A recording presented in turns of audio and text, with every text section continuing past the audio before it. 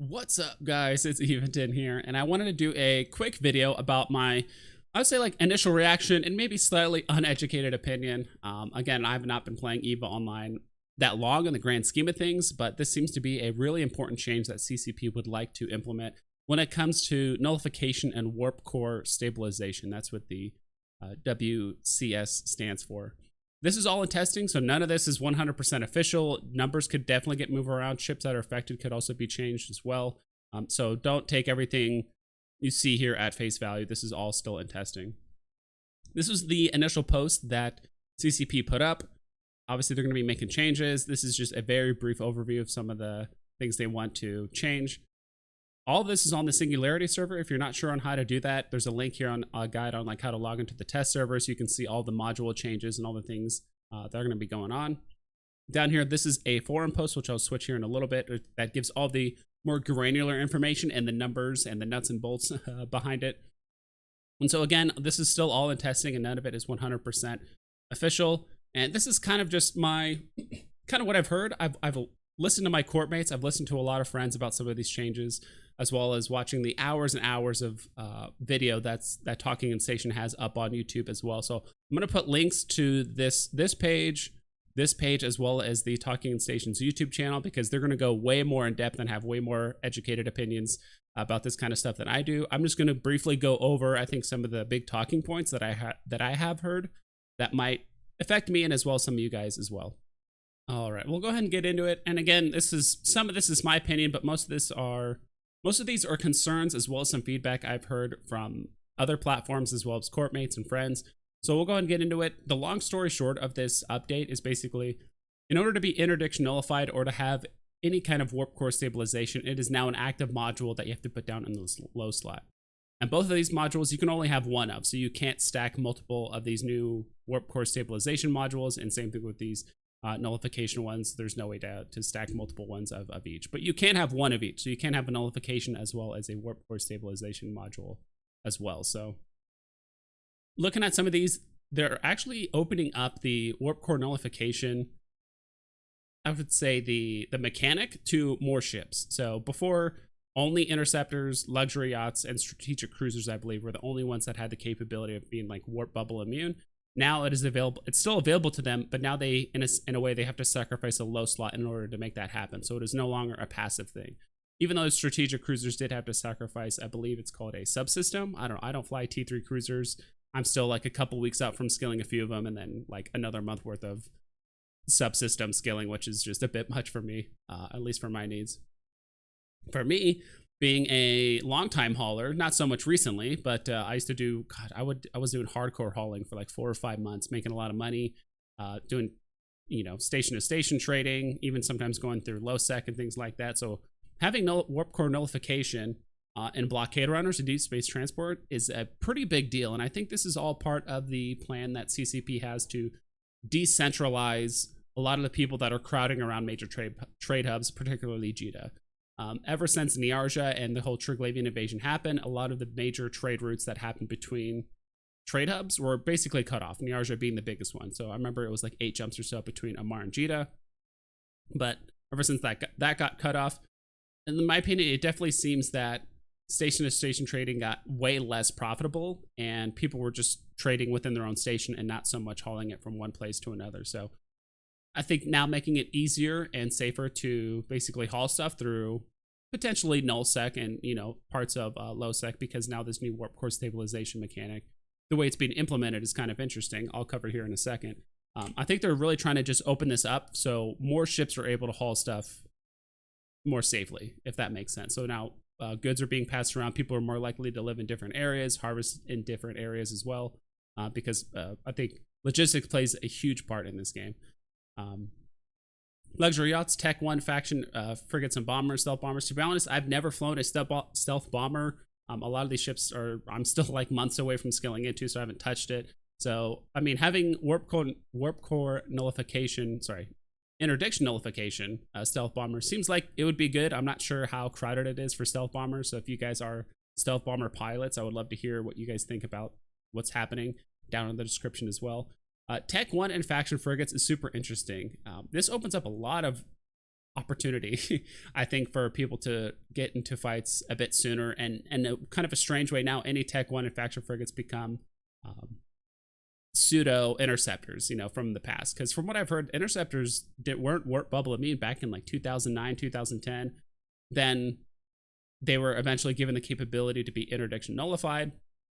So I mean that was a full like 12 years before I even started playing this game.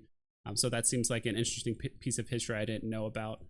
But one of the concerns I heard about, and particularly now that I understand this because now I'm in a wormhole, is that if you're trying to evict someone, most eviction as well as wormhole defense combat is done with battleships.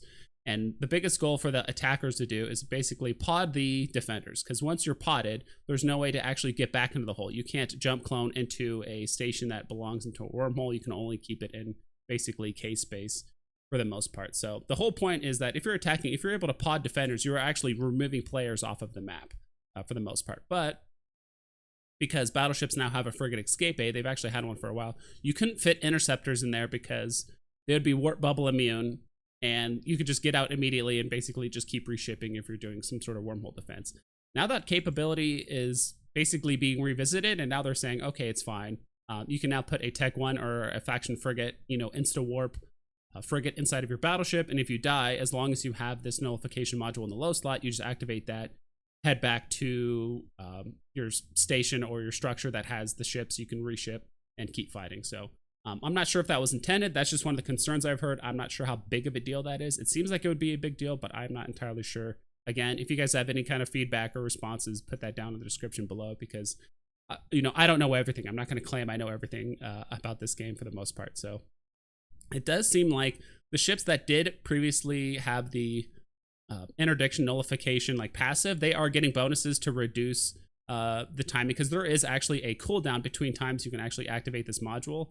So it's active for anywhere between 10 to 15 seconds, it seems like. So there's like a T2 version, 15 seconds, and there's an activation cost to turn it on, as well as a cooldown. But the interdiction nullified ships that had it in the past, they get like a pretty significant reduction when it comes to the cooldown, as well as some of the penalties involved with that as well. One big thing that a lot of people are talking about as well is that passive nullification will be added to all shuttles. So now alphas, one, have the capability to have a warp bubble nullification ship. So I think that's good. In some cases, some people are saying that it's actually safer now to be in a shuttle than even some interceptors now with these changes coming up. And not only that, some people are also talking about the Leopard. I believe it's the Leopard, not the Cheetah, whichever is the frigate. Not the frigate, but whatever's the shuttle that has like warps at 20 AU, it's the fastest one in the game. That actually might be the kind of new travel scepter in order to move stuff around relatively safely. So we shall see about that. Like I said, I'm not going to cover all the numbers on this compact interdiction. So it seems like there's a T1, 2 different meta modules for the interdiction nullifier, and there's like a T2 version. So all that stuff is there. Now looking at the warp core stabilizers, this, even though it says a warp core strength of 1, from my understanding, I have not gone on the test server yet, but I watched, like I said, a lot of the Talking Stations episodes, and they did say that there's going to be different levels of warp core stabilization. There's going to be like a T1 version that gives a warp core strength of 1, a T2 that gives you like a warp core strength of 2, and there's a T2 that gives you a warp core strength of 3. So with that T2 version, you're actually able to, by default, shake off faction scrims, which is a pretty big deal. If you see down here below, drone bandwidth is being reduced by 50%. I think this is mainly just to put a dagger in the side of a lot of those Ishtar ratters that are flying around doing it in nullsec. And so now they basically have to trade off either 50% of their damage, drone bandwidth, as well as scan resolution, all that stuff, in order to shake off potential tackles. So one of the big arguments, one of the big concerns is that, obviously this is to kind of help reduce a lot of the AFK drone ratting that's happening in nullsec. But then again, you have inadvertently, with the nullification changes, nerfed the, quote unquote, nerfed the interceptors that are also the best tacklers for the Ishtars that are going to be ratting in nullsec. So even though the Ishtars lost something, but so did the interceptors that are meant to tackle them. So I'm kind of curious to see how all of that stuff plays out as well. So Yeah, those will be very interesting, and especially with the warp core nullification that's going to be applied to blockade runners as well as deep space transports. This will be very interesting, and in some cases, I think this is a somewhat buff to the shield blockade runners as well as deep space transports, because some of those ships were not really doing much with their low slots anyway. I'm a huge Amarian fan for the Impel as well as the Pro Raider, and I was just thinking like, hey, they already have a ton of low slots. This is actually a buff. They can make more use of it, but you know, those low slots are going to be good for cargo expanders and things like that. So you are sacrificing, especially like in a deep space transport, you are sacrificing a bit of tank in that low slot in order to be interdiction nullified. So I think all this is an interesting change. It'll definitely shake things up. It definitely seems like a lot of interceptor hunters are a bit upset with the presented changes as they are, because again, all of this stuff could change. My opinion on all of this, I definitely think the changes are going to be very interesting. I love the warp core stabilization changes. It's going to feel kind of bad on certain ships when you try to apply this on anything with any kind of drones. Again, I'm a big drone pilot myself. I love flying the Gila, the Rattlesnake, just pretty much anything with drones. I love flying those types of ships, though I have gotten more of appreciation for Minmatar ships ever since I joined my Wormhole Corp. And I really think it's going to be a really big dagger in the side, you know, not only with this drone bandwidth reduction. Who knows if they're going to reintroduce that drone nerf where they're no longer going to be passive. You have to continually actively tell your drones to attack stuff. So I'm really interested how all this stuff is going to play out at the end of the day. So I don't want to cover all the nuts and bolts of it just yet, but just kind of give my initial opinion and reaction and some of the concerns I've heard in the community as all of this stuff is being brought up as well. So that's pretty much it, guys. I hope you guys take care and you fly safe.